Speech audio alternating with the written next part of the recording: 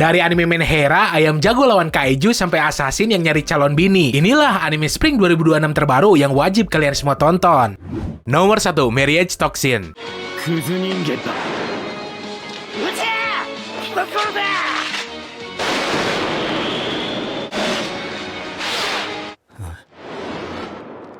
Jadi ceritanya gini, ada cowok namanya Gero Hikaru. Dia ini keturunan sekaligus calon ketua klan yang isinya tuh orang-orang pengendali racun semua. Nah, si Gero ini dituntut buat cepet-cepet kawin dan punya anak. Tapi berhubung dari kecil dia gak pernah ngerasain kehidupan normal, jadinya susah, nyentuh cewek aja takut. Sampai kemudian di suatu misi, dia ini malah ketemu sama Femboy yang terus jadi penasihat perkawinannya. Tiap hari sambil ngelakuin misi, mereka berusaha nyari calon bini buat si Gero. Kocak sih anjir kalau pada akhirnya malah kawin sama tuh Femboy, malah jadi anime genre jomok berkedok action. どう見ても男には見えないって確認しとくお前なんで女装してんだよ。 Nomor 2, Himekishi wa Barbaroi no Yome.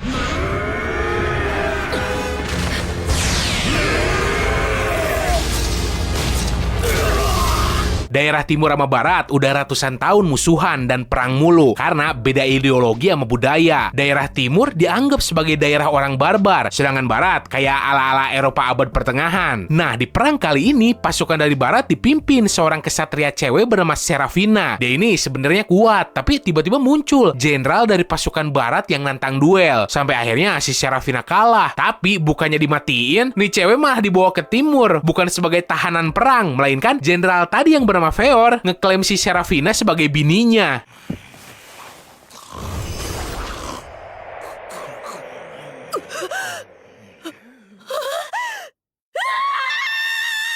Nomor 3, Tonggare Shiboshi no Atelier.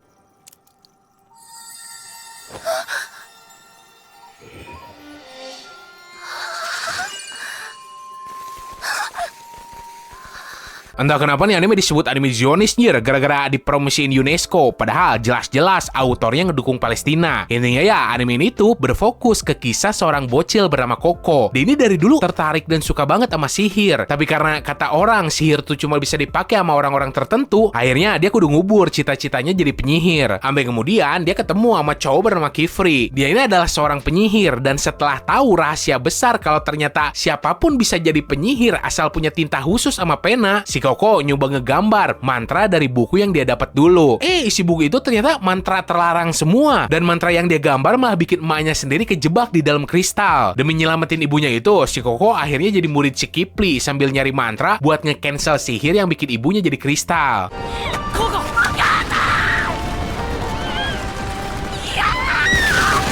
Nomor 4, Yomi Tsugai. Gabu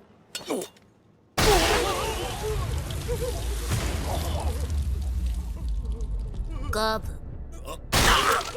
Gabu Gabu Ditulis sama autor yang nyiptain Full Metal Alchemist. Semua berawal dari lahirnya sepasang anak kembar yang disebut sebagai siang dan malam. Nama mereka Yuru sama Asa. Kelahiran saudara kembar ini dikatakan banyak orang bakal ngebawa petaka dan bikin seluruh negara terpecah belah akibat perebutan kekuatan yang si kembar punya. Gue gak bakal ngasih tahu detail keadaan si kembar ini gimana karena ada plot twistnya dikit. Tapi yang jelas nih anime nyeritain para manusia yang punya semacam roh atau yokai pendamping bernama Sugai yang bisa mereka pakai buat bertarung. Si Yuru salah satunya. Dia punya rencana mau ngelawan faksi saudara kembarnya sendiri.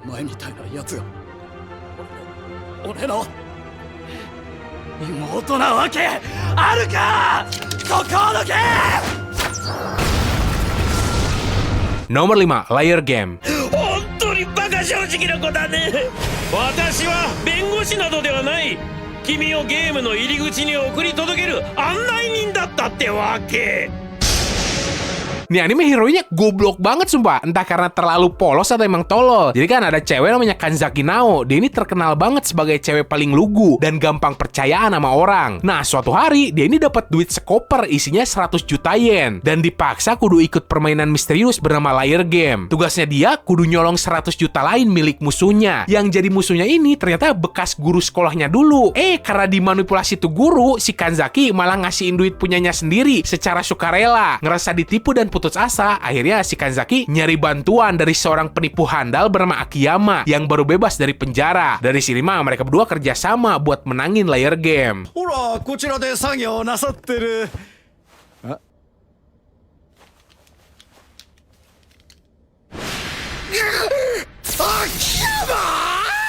Nomor 6, Kill Blue.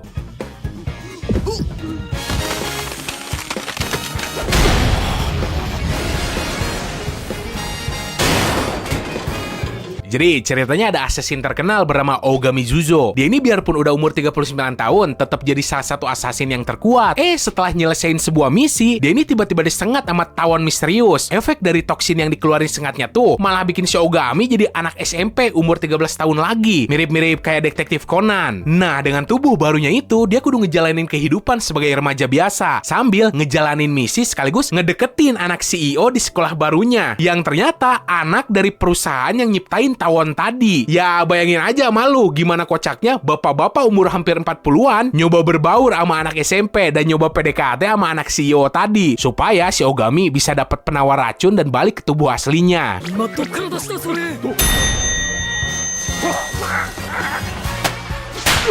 いくらなんでも火遊びが過ぎるぜ。その玉じゃねえよ。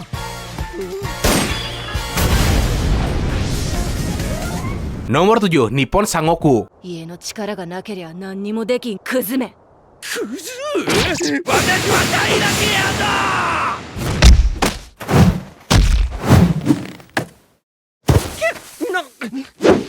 Setelah perang nuklir, biarpun Jepang gak jadi medan perang, populasinya berkurang sampai cuma tinggal 1/10-nya doang. Dan yang lebih parah, teknologi ngalamin kemunduran pesat. Sampai kehidupan di Jepang tuh kayak di era Meiji. Dan negara ini terbagi jadi 3 kerajaan. Nah, ceritanya berfokus ke seorang cowok bernama Misumi Aoteru, yang sebenarnya cuma pengen hidup normal bareng istrinya. Tapi karena istrinya asbun mulu dan nentang pemerintah tirani di daerahnya, cewek bernama Saki ini malah mati dieksekusi. Akhirnya, karena tragedi tersebut, si Aoteru dapat motivasi buat makar bareng cowok lain bernama Asama Yoshitsune. Mereka berdua berniat ngakhirin era 3 kerajaan dan ngereunifikasi Jepang. 邪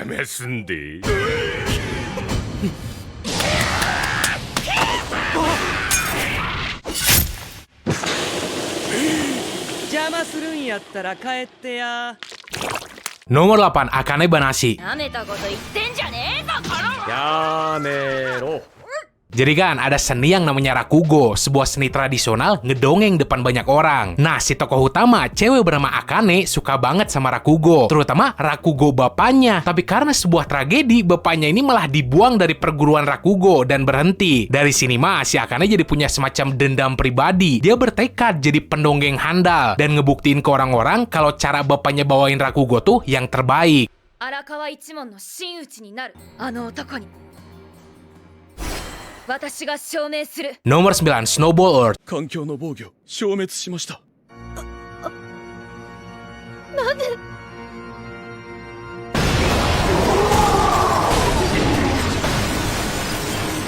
Ada cowok namanya Tetsuo. Dia ini dari kecil pemalu banget orangnya, teman aja gak punya. Tapi kehidupannya mulai berubah setelah dia jadi pilot robot bernama Yukio, ngalahin para kaiju yang ngeinvasi bumi dari luar angkasa. Setelah 10 tahun lamanya, si Tetsuo sampai dapat julukan sang juru penyelamat bumi. Tapi tetap aja kagak punya temen. Sampai akhirnya dia dapat misi buat nyerang langsung ke sarang kaiju. Misi ini gagal total dan maksa si Tetsuo balik ke bumi sendirian. Pas sampai bukannya dapat sambutan meriah, bumi malah beku, ngalamin zaman es lagi. Nah, di situ ternyata para kaijunya udah berevolusi dan banyak jenisnya. Terus si Tetsuo juga ketemu seorang cewek yang jadi tamer kaiju. Sambil ngalahin para kaiju baru itu, si Tetsuo punya tujuan, punya 1000 orang temen. 確か笑顔でなんかするんだよな。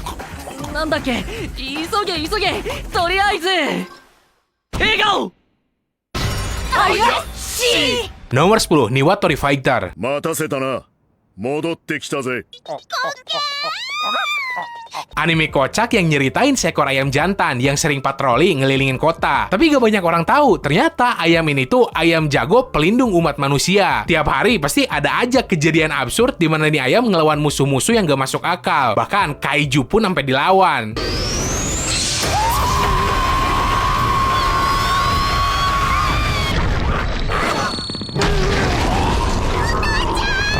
Nomor 11, Kanan Sama wa Akumade Choroi. お願いします。カナン。カナン。カナン。カナン。Jadi ada iblis namanya Kanan. Dia ini udah muak sama makanan yang ada di dunia iblis. Akhirnya dia mutusin buat berbaur ke dunia manusia supaya bisa makan jiwa mereka. Awalnya dia pikir rencana ini bisa berjalan lancar dan sekolah tempat dia nyamar bisa dijadiin peternakan jiwa manusia. Semua rencananya hancur setelah nih iblis Tobrut malah jatuh cinta sama mangsa pertamanya. やだすごい嗅がれちゃってる先輩の匂いって。ちょっと待って言わなくていい言わなくていいからタタックですね。私の匂い関係ないじゃない Nomor 12, Needy Girl Overdose. 最強のライブにするから君のためにね俺も死んでもいいかも。まだ死んじゃダメだよ Diadaptasi dari game yang rilis tahun 2022. Nah, cerita di animenya bisa dibilang sequel dari gamenya. Soalnya ya si Kenjelnya udah jadi streamer mapan sampai 10 juta subs. Dia ini udah jadi sosok influencer yang bahkan ditakutin orang-orang karena pengaruh luar biasanya sama anak muda. Nah, buat fokus ceritanya sendiri sebenarnya kagak ke si Kenjel doang, tapi lebih ke filosofi pengaruh internet terhadap kehidupan sosial di dunia nyata. Ceritanya kadang fokus ke streamer lain lah, atau main hera random yang jadi fansnya si Kenjel.